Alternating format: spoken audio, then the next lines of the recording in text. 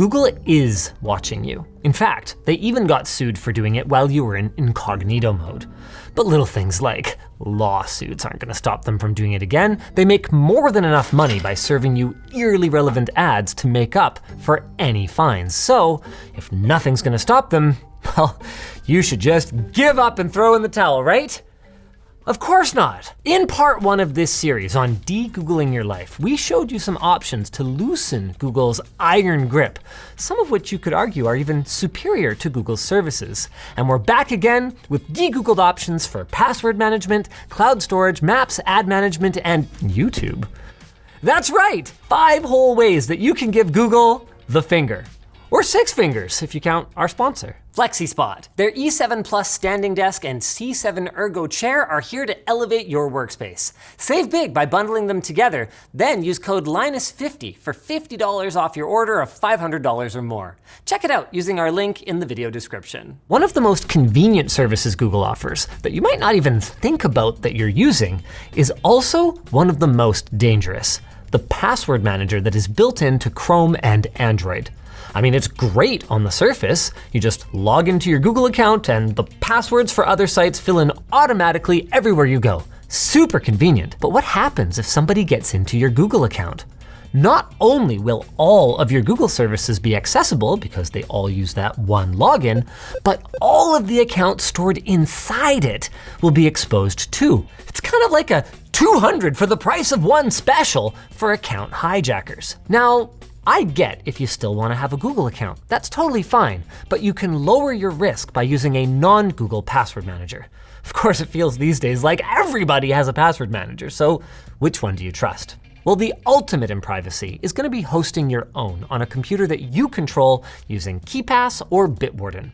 Both of them have been around for a while, are open source, and work on pretty much anything.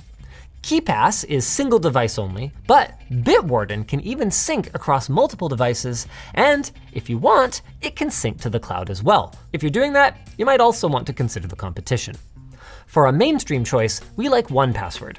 Not only does it tick all of the boxes with support for every big operating system, passkey support, 2-factor codes for secure login, and more, it also has its own twist that even if 1Password were to suffer a major leak, like what happened to LastPass in 2022, there wouldn't be any danger. When you sign up, you're given a random secret code, and that code with your password is needed to unlock your vault anytime you log in on a new device. What that means is even if somebody got your login credentials, and even if they had the file with your vault in it, they can't easily decrypt your data, at least with today's computers. Their app is pretty good too. Moving on, Proton, the Google but for privacy company that we brought up in part 1, also offers a password manager that's gotten really good and really quickly. It has support for making burner emails or aliases, 2-factor support, passkey support, and it very recently gained the ability to lock your vault with a different password from your account password, meaning even if you're logged into your Proton account, your passwords are still safe if, say, a nosy family member decides to look through your computer. Now, the fine details vary, so you're gonna wanna try a couple of them before you settle, but the way that they work is pretty similar across the board. You download the app or browser extension, create an account, and start storing your passwords. With the appropriate permissions configured on your device, just like Google's password manager, they should automatically detect when you log into a new website or app and offer to store your credentials. Most of them also offer to create random passwords for you, so you don't even have to think about what to use. Once you've decided on one you like, you're gonna need to export your passwords from your old basic manager, and I'm gonna assume it's Google Passwords here. Open it up, click the settings gear, then click Export. You'll get a CSV file that you can then import to the password manager of your choice. For 1Password, you would go to your account settings, then click your name in the top right, then Import. Click either CSV file or a different password manager, choose the vault that you want to put your passwords into, then drop the CSV into the upload box and click Continue. You can pick and choose what to carry over if you want, and when you're done, you can apply your labels. The process is pretty much the same for the other password managers out there, and most of them are gonna have a page like 1Password's with the steps that you need to follow. No matter what you go with to manage passwords though, a 2-factor app that gives you login codes is a must. It is much more secure than getting these codes via email or especially via SMS. Now, most password managers these days have two-factor support built in, which is convenient. But that convenience of having everything in one place comes with the risk of having everything in one place, and we would strongly recommend a separate app. But again though, which one? Our main pick is Ente Auth. Yeah, the same Ente as in part 1. It works everywhere and can either be used in the cloud with end-to-end encryption or on a single device without the need for an account. Ente's UI is well thought out and easy to use, plus it even shows you the next code if the current one is about to expire, so you don't have to wait for it to roll over before you start typing. You can even pin, tag, and search your sites, which makes it a lot easier to manage a big list compared to Google Authenticator. They call it a labor of love on their GitHub page, and it really looks like one. Authy is another okay choice with a pleasing look and feel, but compared to Ente, it offers only basic search, which is fine for a lot of people, but there are a couple of things to watch out for. Their desktop app is no longer supported as of March, and your account login is tied to your phone number by default. So if you change your number, you will need to make sure that you update it or you can end up locked out of your account. The good news is that recovering your account only takes a few days, if that happens, and there's not a major security implication to this, because if someone gets access to your phone number, they would also need your backup password in order to get your codes. Now, if you want to use something other than those two options, that's probably fine. Just make sure that it's encrypted and secure if it synchronizes across devices, or that it never leaves your phone. Whatever you use, the way to add codes is pretty much the same. Go to the site or app you want to secure, enable two-factor authentication, then on your app, tap Add and scan the QR code. Enter the code the app gives you into the site, and you should be good to go. Just please make sure you put your recovery codes somewhere safe, and not in your password manager if you can avoid it. If you can't scan the QR code, by the way, for some reason, most sites and apps will let you manually type a secret key instead. Now, migrating from Google Authenticator is a little tricky, but not too bad. You can export your codes as QR codes by tapping the hamburger menu, then transfer accounts, then export. Select the accounts you want to transfer, and you'll get a series of QR codes. At this point though, you'll need another device with a camera that is logged in with the authenticator that you want to use, and then you can use the import function. In Ente Auth, you get there by tapping the hamburger menu, then data, then import codes. Choose Google Authenticator, then scan the codes, one by one. Yeah, it's a bit of a pain because Google expects you to only ever do this if you're upgrading to a new device, but once it's done, and you're free! Free to go anywhere you like! As long as you don't mind Big Google following you around. That's right, Google Maps is so dominant that when Apple Maps came out in 2012, many people considered it literally unusable, in spite of Apple's efforts, because of how poorly it compared to Google's worldwide fleet of vehicles that maps out the roads and takes photos as they go. Now, one popular alternative used to be Waze, but that has also been owned by Google since 2013. Apple Maps, speaking of, finally launched a web app. It went into beta actually the day that we wrote this, and Bing or even MapQuest can stand in for Google Maps in a pinch. But in the spirit of de-Googling, we kind of wanted to find something a little more open, like OpenStreetMap, which makes maps from user submissions and has support for front ends that include some pretty advanced features. Magic Earth, for example, is available on iOS and Android, and on top of offering turn-by-turn navigation and crowdsourced traffic data, it can also act as a smart dash cam with driver assistance to warn of things like forward collision, stop-and-go traffic, lane departure traffic signs, and more. Now, you probably don't want to rely on those features for safety, and we did encounter some odd behavior even just in the basic search functionality, but it's free for personal use, so I'd say it's at least worth giving it a try. And the same goes for Osamand. It has many of the features that Magic Earth does, but also offers plugins to enhance its functions beyond even Google Maps. The only problem is that what I would call 18643 52 Avenue becomes 52 Avenue 18643 Euro style. And I'm not allowed to just type in AVE. It has to be Avenue. Look, you can learn to live with it, but I can also see why most North Americans don't bother. One last option is to use a search engine like DuckDuckGo or Kagi, who we talked about in part 1.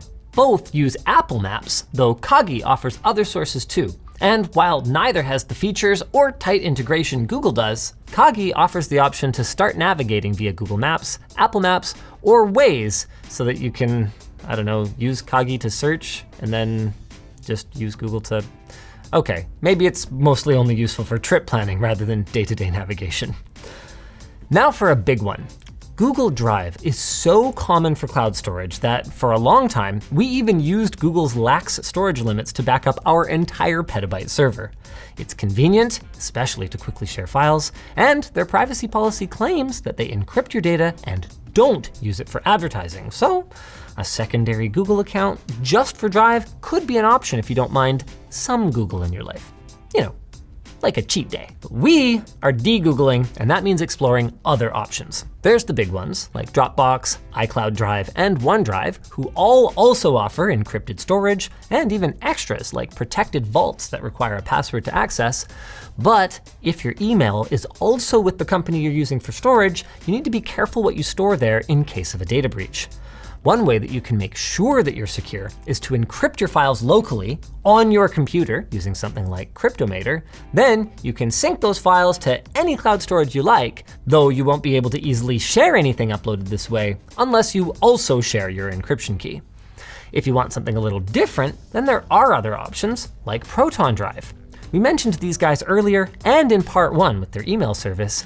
And while keeping all of our eggs in one basket is one of the reasons that we're skipping out on Google, Proton offers the ability to use a secondary password to unlock your data after logging in, again, to prevent someone with access to your computer from digging through your stuff.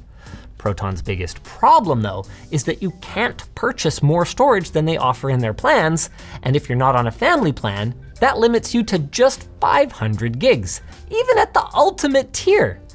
Now, they do sometimes allow you to upgrade to their older Visionary plan that gives you multiple terabytes of storage, but you're forced to subscribe on an annual basis for a pretty hefty sum. Still, if you're not backing up massive amounts of data, Proton Drive is very Google-like, but not run by Google. Of course, it's not run by you either, is it? And if you've got the hardware to run it, whether it's a spare or dedicated, that's where OwnCloud and Nextcloud come in. Both of these will need you to forward ports on your router or install a remote network access app like Tailscale in order to access or share your files away from home. But for your trouble, you get way more control than you do with a cloud storage company. Both of them are free to download open source software with paid extras. OwnCloud is tuned more for our professional setting with Teams, while Nextcloud has a host of features that might appeal more to home users, including a TrueNAS plugin that makes it easier to set up on a network storage PC that you might already be running. The last big drive alternative we'll talk about is the Swiss Post Service's Tresorit. It's favored by governments and NGOs for its strong privacy and security, making it a great choice for the paranoid. And on top of that, it's actually a pretty good service in its own right. It even provides a plugin if you want to stick to using Gmail, and has apps for every major OS, even a Linux terminal app for your NAS.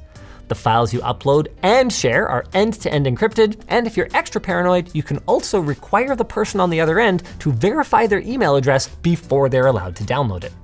All of this comes at a cost though, with the free version only providing 3 gigabytes of total storage, and the biggest package coming in at 4 terabytes and costing significantly more than Google's options. Though I guess you get what you pay for.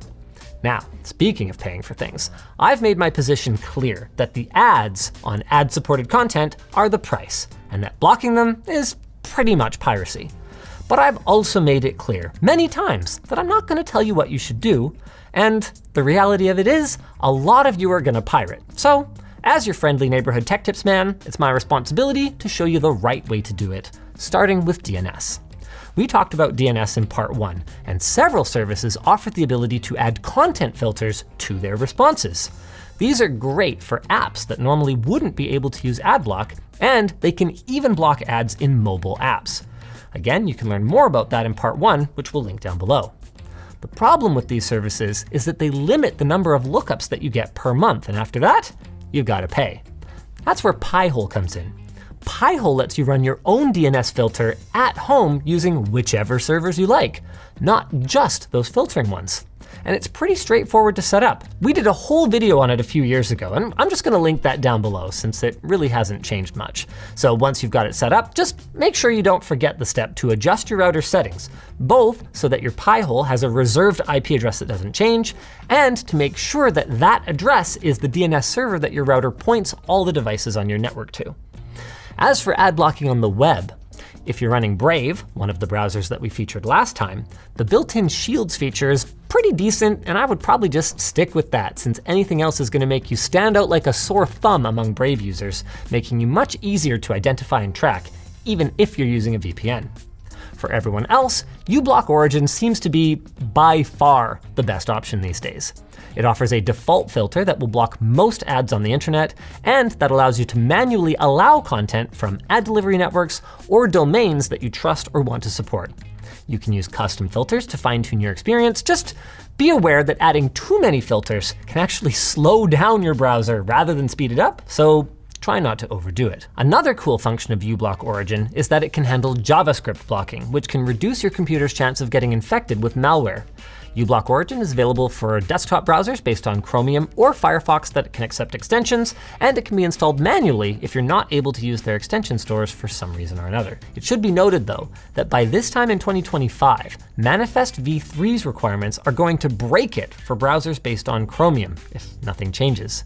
In that case then, there's uBlock Lite, which has the core feature of blocking ads with filter lists, but doesn't offer the ability to choose, for example, whether and when to enable JavaScript on a given site.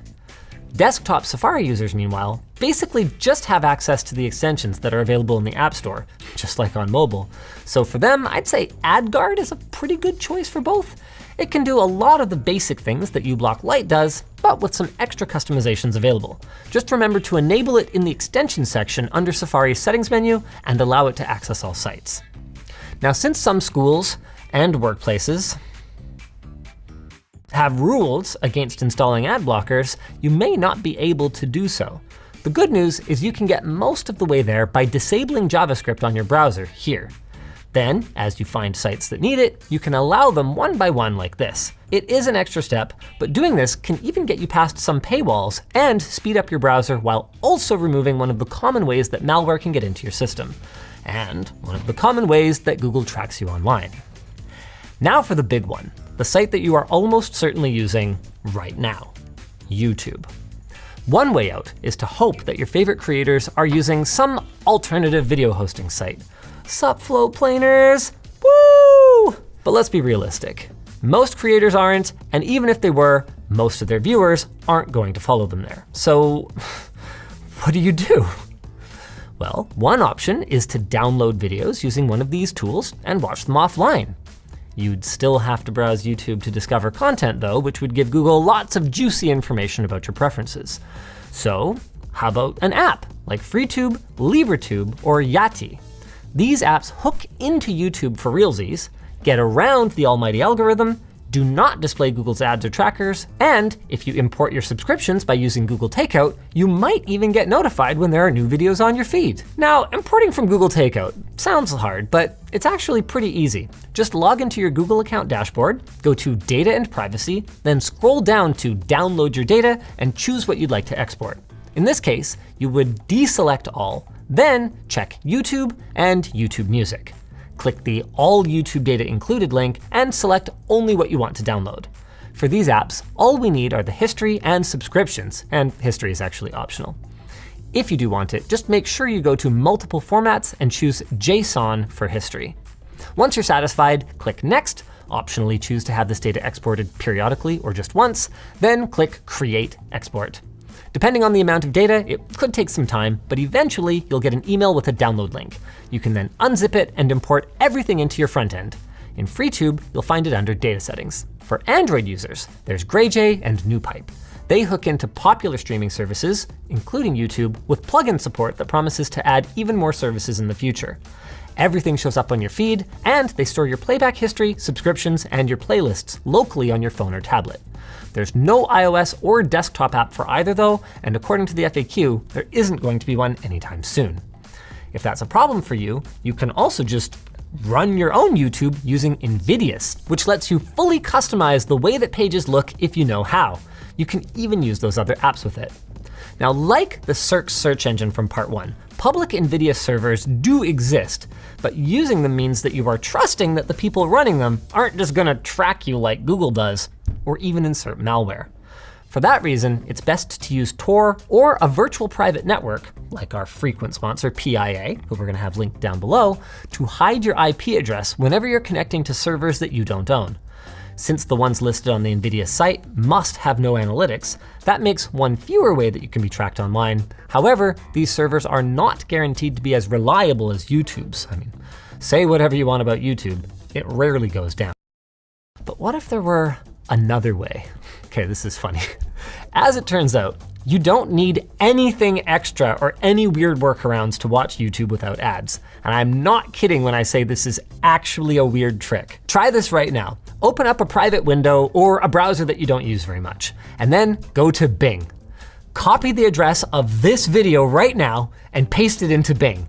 Then click on the thumbnail somewhere around here and what? What? Where's the ad? You're not signed into Bing or YouTube, and assuming you used a random browser that you don't usually use, you've got no ad block active. So yeah, you need to put up with Bing's crummy interface, but either Microsoft is paying Google to be able to show YouTube videos on Bing without any ads, or maybe neither of them ever noticed because no one uses Bing. Either way, I don't know, free YouTube Premium, let's go Bing! All right. That's not really a reasonable alternative to YouTube. And like those alternative front ends and those apps, it's just YouTube with extra steps still. And if Google decides to get rid of them, they will all disappear. But for now, we've at least given you some options to enjoy your favorite creators without giving Google quite as much information. Of course, we aren't done yet. And for part 3, we'd like to hear from you guys. What services do you recommend? What Google services do you want to stop using? Let us know down below while I let you know about our sponsor, FlexiSpot. If you're looking to elevate your work setup from that desk and chair that you picked up at your neighbor's garage sale, FlexiSpot is here to help. Their E7 Plus standing desk has a 4-leg foundation, making it more stable than 2-leg offerings. Plus, it has a weight capacity of up to 440 pounds while in motion, meaning you can absolutely load up your desk with the chunkiest of monitors, peripherals, and more. And if you're worried that your tush isn't going to be fully supported, have no fear, their C7 Ergo chair is designed to relieve pressure and mitigate fatigue during long hours of work or play. If all of that sounds good, you're in luck because FlexiSpot is holding their anniversary sale in August, and you can bundle up both the E7 Plus and the C7 to get a nice chunk of change off your purchase. Even better, you can save an additional $50 on your order of $500 or more with code Linus50. We're going to have all the details and exactly where to go to claim the deal linked in the video description. If you guys enjoyed this video, go check out part 1 of this series for more on how you too can rid yourself of the Alphabet Company. Anything sounds ominous when you say it like that.